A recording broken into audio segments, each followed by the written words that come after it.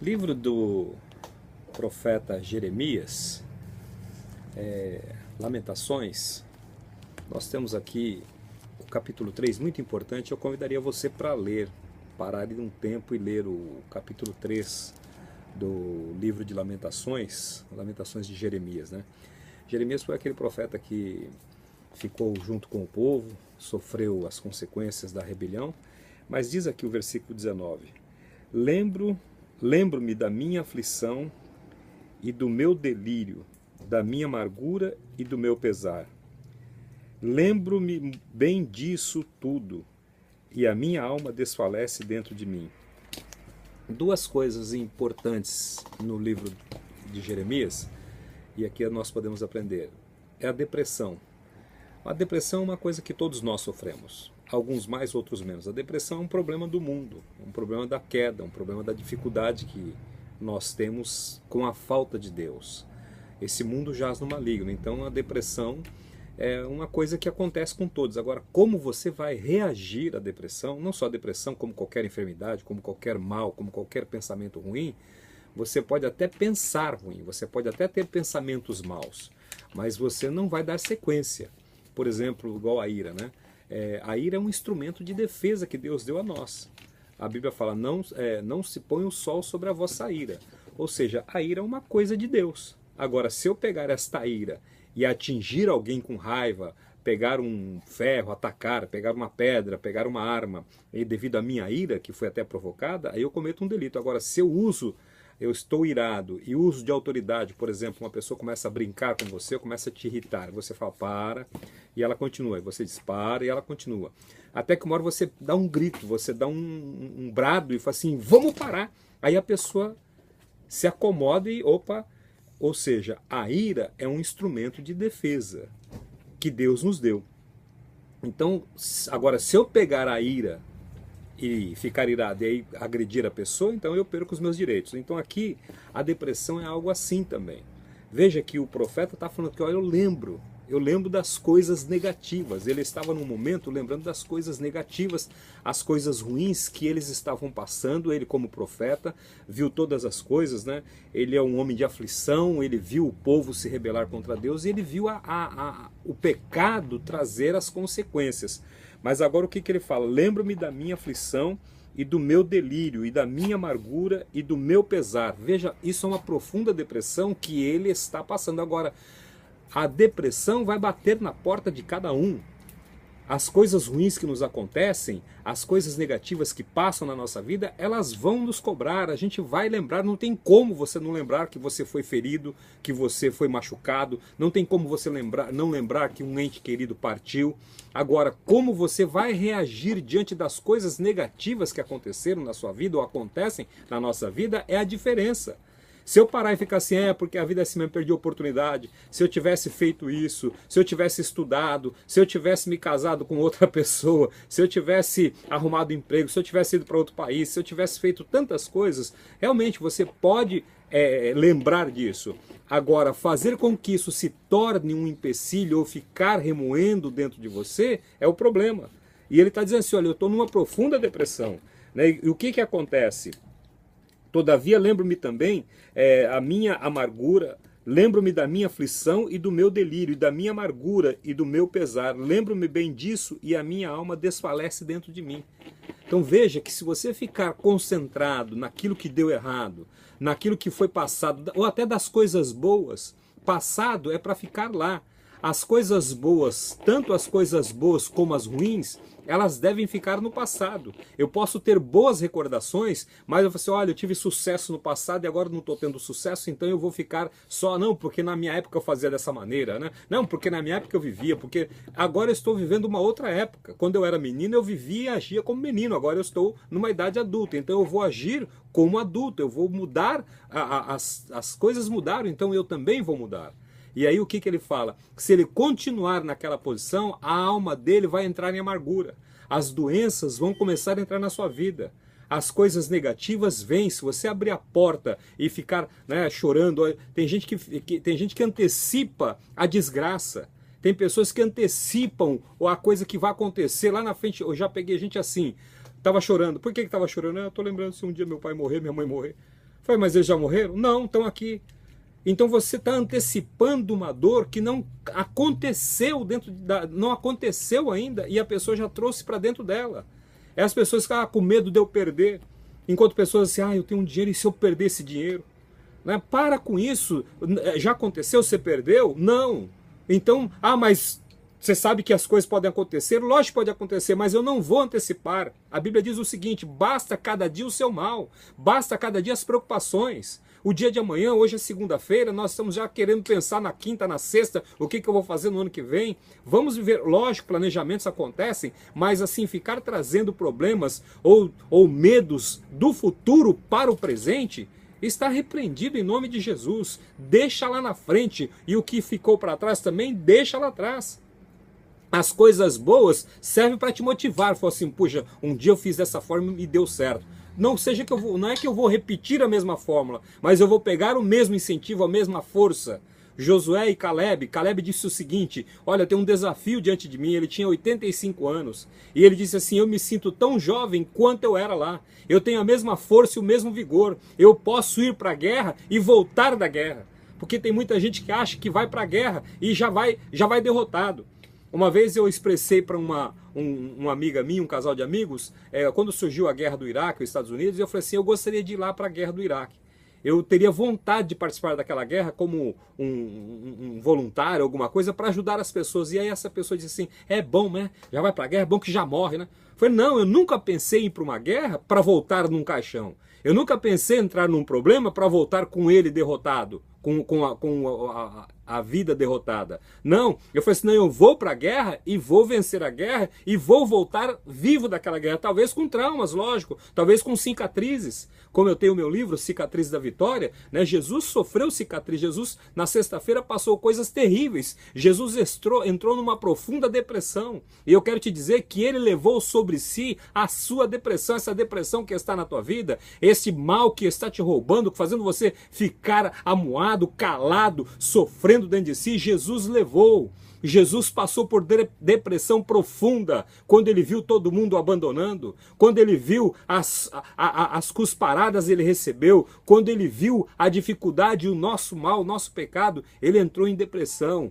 E então ele levou a depressão sobre ele. Isaías fala, ele levou sobre si todas as nossas transgressões. Então você vai olhar para essa depressão, para esse medo, para essa angústia e dizer, você já foi crucificado na cruz com Cristo, você não tem direito, não tem autoridade de estar comigo mais.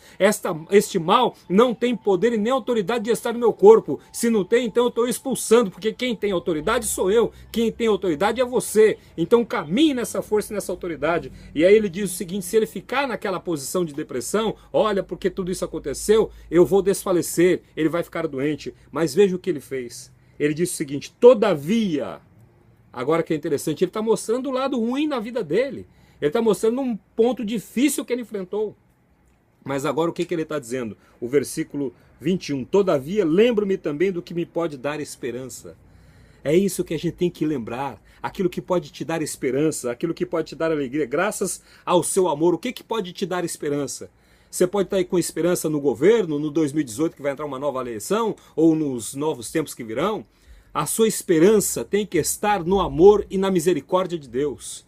Nós não podemos ficar esperando nada neste mundo, a não ser na esperança e na misericórdia de Deus, que vão nos dar as coisas que nós precisamos. Veja, ele, todavia, lembro-me também do que me pode dar esperança, graças ao grande amor do Senhor, que é que não somos consumidos, pois as suas misericórdias são inesgotáveis, renovam-se a cada manhã, grande é a sua fidelidade.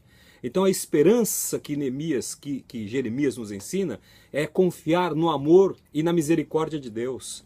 Se eu confiar, uns confiam em carros, outros em cavalos. Os que confiam em carros, que são as apostas, que são planejamentos humanos, eles podem perder. O cara apostou na corrida de cavalo, o cavalo não ganhou, ele perdeu o dinheiro dele.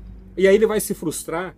Outros confiam em carros, né? Olha, o carro tal, ou seja, coisas materiais, coisas passageiras. Uns confiam na faculdade, outros confiam no parente, outros confiam no patrão, outros confiam na empresa. Lógico, você vai se relacionar com essas pessoas. Agora, confiar, eu vou confiar no amor de Deus. Eu vou confiar no amor do Senhor. Eu vou confiar na misericórdia do Senhor. Então, se eu confiar no amor e na misericórdia do Senhor, as demais coisas nos serão acrescentadas. As demais coisas virão sem dificuldade. Quantas vezes você já confiou em alguém e alguém já confiou em você e deu errado? Um relacionamento, uma cobrança, um negócio, e aquilo deu errado e aí trouxe problema. Agora, confiar no amor do Senhor e confiar na misericórdia dele, ou seja, vamos colocar a nossa confiança no amor de Jesus Cristo. Vamos colocar a nossa confiança na lembrança dessas coisas. E quando acontecer isso, quando acontecer, se porventura o dia mal bater na sua porta, o amor do Senhor vai estar lá para te proteger. O amor de Deus nos protege. O amor de Deus nos livra. O amor de Deus nos guarda. O amor de Deus nos fortalece. O amor de Deus nos cura. O amor de Deus nos dá alegria. E aí quando você pensar que eu sou uma pessoa falha, que nem a minha oração eu sei fazer direito, que nem eu pregar eu sei direito, por isso que a Bíblia fala que o Espírito intercede por nós com gemidos inexprimíveis, ou seja, se não fosse essa intercessão, tá pensando que a sua oração, né? Hoje a gente vê muito aí, tô determinando, porque eu vou orar, quando eu dobro meu joelho, tu vai ver só o que vai acontecer. Eu encontro pessoas assim, arrogantes, dizendo, eu vou orar e vai acontecer, eu vou orar e Deus vai pesar a mão em tal pessoa que me fez o mal. Para com isso. Nem a nossa oração a gente sabe fazer direito. E se não fosse a oração revelada lá em Romanos, que Paulo fala, que o Espírito intercede por nós com gemidos inexprimíveis, se não fosse essas orações, eu não estaria aqui falando com você. Se não fosse essas orações, você não estaria, se não fosse o Espírito de Deus intercedendo, o Espírito de Jesus, saiba disso, ainda existe um Getsêmani. Jesus, antes de morrer, ele foi para o Getsêmani orar, e a Bíblia diz que lá ele derramou sangue. Ou seja, ele gemeu. Então hoje, quando a Bíblia fala que o Espírito intercede por nós com gemidos inexprimíveis, Jesus continua sendo o nosso intercessor. Jesus continua sendo o nosso advogado. Nós não temos dimensão disso, mas é a grande verdade. E aí, confiar na misericórdia dele. Eu sou falho. Nós vamos chegar diante de Deus com o quê? Com os nossos trapos de imundícia. Nós vamos chegar a Deus com, eu fiz essa obra, eu fiz aquilo, e vai chegar lá, a Bíblia fala que é trapo de imundícia. E sabe o que é trapo de imundícia? Trapo de imundícia que Isaías fala, era a roupa que os leprosos usavam. E quando eles trocavam aquela roupa que o corpo deles estava todo podre de pus, aquela era a roupa que foi trapo de imundícia. Então as nossas obras, aquilo que o homem tenta fazer, é como um trapo de imundícia. Se eu confiar na minha força, se eu confiar na minha faculdade, se eu confiar naquilo que eu estou vendo, eu serei o mais miserável dentro dos homens. Mas agora, se nós confiarmos no amor e no poder do Senhor, na sua misericórdia, que é o que ele está falando aqui. Veja, ele resolveu sair da depressão. Falou assim, essa vida eu não vou ficar levando não. Levanta, bola para frente, vamos juntos, com dor, sem dor, chorando ou não, os que com lágrimas semeiam, com júbilo ceifarão. Bem-aventurados os que andam levando a boa semente chorando, mas voltarão com seus moles, voltarão com os feixes, voltará com o resultado. E é isso que ele fez. Todavia, lembro-me também do que me pode dar esperança. Coloca esperança, mas não é esperança no humano, não é esperança no governo, não, esperança no amor. Coloque a sua confiança no amor, coloque a sua confiança na misericórdia de Deus, porque quando a gente chegar lá, ainda depois de ter feito tudo, chega lá e vai ser ouvido assim, trapo de imundícia, a misericórdia de Deus vai entrar. Agora, sabe uma coisa? Deposite amor na sua vida. Tem uma conta nos céus, tem uma conta corrente, uma conta poupança nos céus, que é a conta do amor e a conta da misericórdia. E o saldo, quando a gente precisa de algum dinheiro, né, a gente vai lá no banco, você fez uma poupança, você vai lá e pega quando você precisa. Quando nós chegarmos diante de Deus, vai ser aberta a nossa conta. Qual que é o seu saldo? Eu preciso depositar misericórdia na minha conta de misericórdia. E como que eu deposito misericórdia? Sendo misericordioso.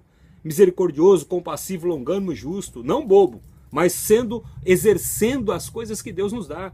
A misericórdia, quando abrir a conta da misericórdia, você vai ser tratado com o saldo que você terá lá. Então, se você não teve misericórdia aqui, se você não sentiu a dor aqui, se você não ajudou, não procurou levar ao cativo a salvação, a libertação, não exerceu misericórdia, não receberá misericórdia. Não exerceu amor, não terá saldo do amor. Aí ele diz, lembro-me a cada manhã, por grande a sua fidelidade, digo a mim sempre, a minha porção é o Senhor, portanto, nele porei a minha confiança, a minha esperança. Que nesse dia, neste final de ano, né, você possa estar colocando a sua confiança no amor e na misericórdia de Deus, que elas são as causas de nós não sermos consumidos. Pai, eu quero abençoar estas vidas agora. Eu quero abençoar, ó Deus, esse dia, te agradecendo porque a nossa confiança está no teu amor. A nossa confiança, a nossa esperança está na tua fidelidade e na tua misericórdia. E eu quero agora, Deus, te agradecer, te louvar por esse grande amor, por essa misericórdia que brilhou hoje, que não nos deixou ficarmos parados nem mortos, nem doentes, mas nos deu vida. Então eu agradeço a ti, Senhor, e quero abençoar esse meu irmão, essa minha irmã.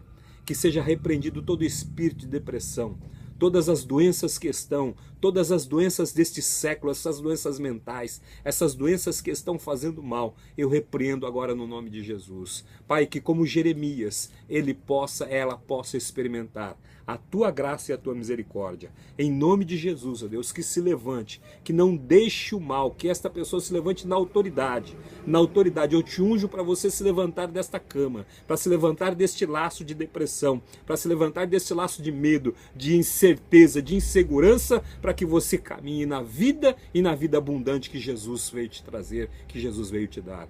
Eu peço perdão, Senhor, pelos nossos pecados. Nos ajude a avaliar os nossos pensamentos. Nos ajude a avaliar as nossas ações e colocarmos diante de Ti para que sejamos limpos, para que sejamos fortalecidos. Obrigado, Senhor. Obrigado por tudo que o Senhor fez por nós até hoje. Obrigado pelo alimento. Obrigado pela Tua cura. Obrigado pelo nosso nome que está escrito no livro da vida. Nos ajude a caminhar. Não nos deixe perder essa salvação. Não nos deixe irmos para o caminho da perdição. Mas livra-nos do mal. Pois teu é o reino, pois teu é o poder, pois tu é a glória para todo sempre. E nós oramos confiando no teu amor, confiando na tua misericórdia, e assim queremos viver em nome de Jesus.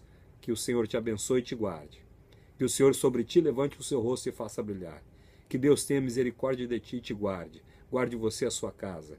Que você tenha uma semana e um final de ano abençoado e que você esteja se preparando para viver aquilo que é a boa, agradável e perfeita vontade de Deus, em nome de Jesus. Bênçãos e beijos no seu coração. Deus te abençoe.